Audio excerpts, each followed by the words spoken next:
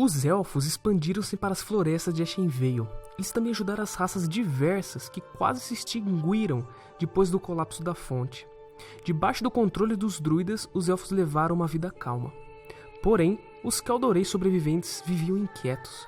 Tal como Illidan, caíram numa depressão enorme por não poderem usar seus poderes mágicos. Eles foram então tentados a estudar a energia da fonte e usar a magia novamente.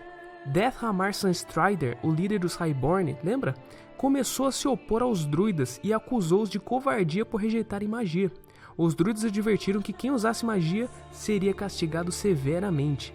Numa tentativa de convencer os druidas que deveriam usar magia, Deathhammer e os Kaldorei chamaram uma tempestade para assolar Ashenvale, mas isso não foi suficiente.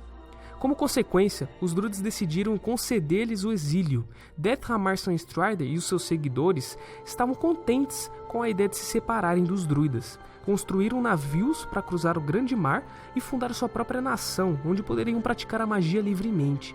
Acabaram por chegar nas terras que posteriormente seriam chamadas de Lordaeron, e instalaram-se numa terra ao norte de Lordaeron, a qual batizaram de Quel'Thalas. Eles recusaram os modos de vida noturno dos Kaldorei e decidiram fazer a vida do dia.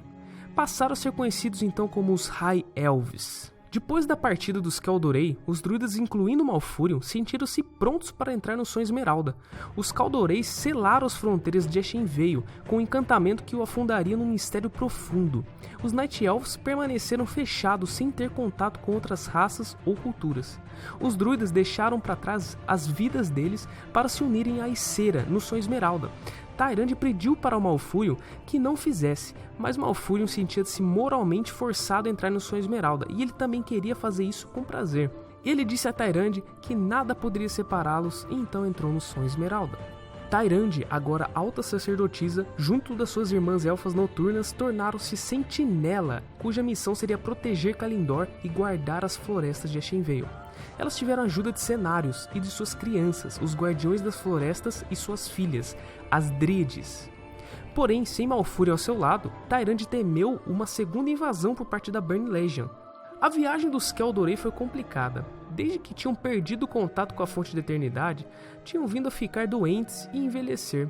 A pele deles ficou branca e seus cabelos ficaram loiros. Eles encontraram criaturas que nunca viram como humanos, que viviam em tribos.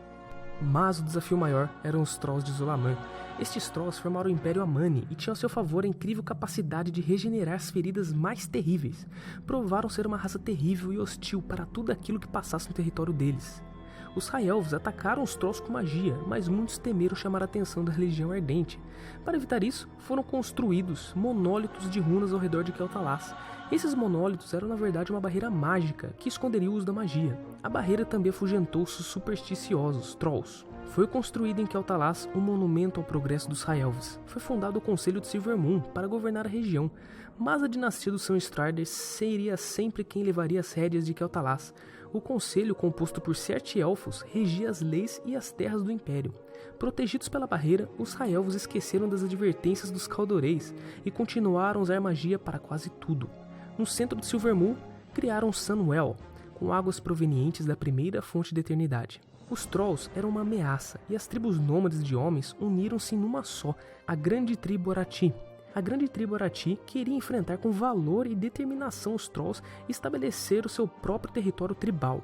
Por essa razão, os Arati enfrentaram e derrotaram pequenas tribos rivais humanas, para que assim pudessem focar seus verdadeiros inimigos, e estabelecer finalmente uma forte nação de paz e igualdade. Deste modo aconteceu, e os Arati tornaram-se grandes, conseguindo aguentar os ataques dos Trolls. Decidiram construir uma fortaleza ao sudeste de Lordaeron. A nação Arati passou a ser chamada de Arathor, e a cidade-fortaleza Strom. Debaixo da mesma bandeira, os humanos criaram uma cultura forte. O rei Thoradin soube da existência dos Elfos do Norte e dos ataques constantes que esses sofreram por parte dos Trolls. As defesas dos Elfos estavam falhando.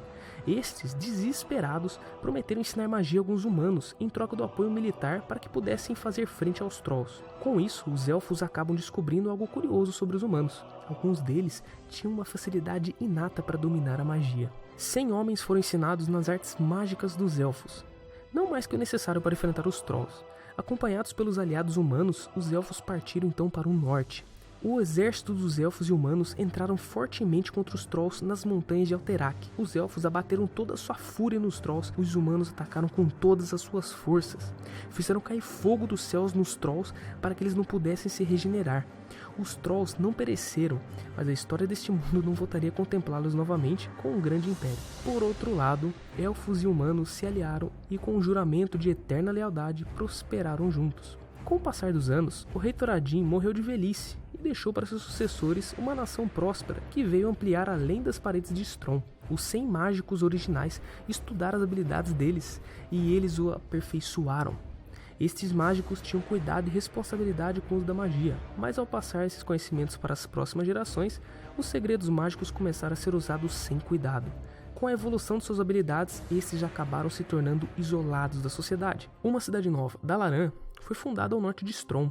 Muitos mágicos viajaram a Dalaran, onde eles mergulharam no estudo da magia. Os mágicos humanos aprenderam a invocar temporais e chuvas, teletransportar-se de um lugar para o outro, ficar invisíveis, mudar de forma dos animais e aprenderam também a invocar forças elementais de água e usá-los como aliados. Dalaran cresceu aceitando e admirando o poder dos magos, porém um poder escondido assistia os humanos. Alguns demônios da Legião, que foram expelidos depois da explosão da Fonte da Eternidade, acabaram sendo atraídos pela forte e constante magia de Dalaran, que tinha quebrado as barreiras efêmeras entre o mundo físico e o mundo etéreo. Estes demônios não vieram a se tornar uma grande ameaça, mas eles fizeram caos nas ruas de Dalaran. Os magos de Dalaran esconderam a existência dos demônios ao público. As pessoas começaram a suspeitar que algo acontecia. Os aparecimentos das criaturas demoníacas e assassinatos estavam causando pânico entre os habitantes de Dalaran. Os magos, temendo uma revolução, pediram ajuda aos High Elves. Os elfos concluíram que se tratava apenas de alguns demônios perdidos pelo mundo, mas também notaram que se os homens de Dalaran continuassem usando magia naquele ritmo, a legião poderia voltar. Os elfos alertaram e informaram os mágicos humanos sobre a história de Kalimdor e a Burning Legion. Sendo assim, os magos determinaram a necessidade de se criar um grupo de peritos em magia e dentre eles, aquele que seria capaz de se tornar o grande campeão, um guardião que enfrentaria a legião em uma cruzada secreta. Reuniões se acalmaram em Tirisfal, e eles criaram a seita dos guardiões de Tirisfal. Os guardiões escolhidos seriam saturados com os elfos de poderes mágicos e humanos. Só haveria um guardião por tempo, mas eles teriam um grande poder para lutar contra a legião. Quando um guardião envelhecia muito, outro guardião era escolhido para lutar contra a legião. Durante gerações, os guardiões defenderam as terras de Kel'Thuzad e Arathor, enquanto o uso da magia aumentou o Império Humano.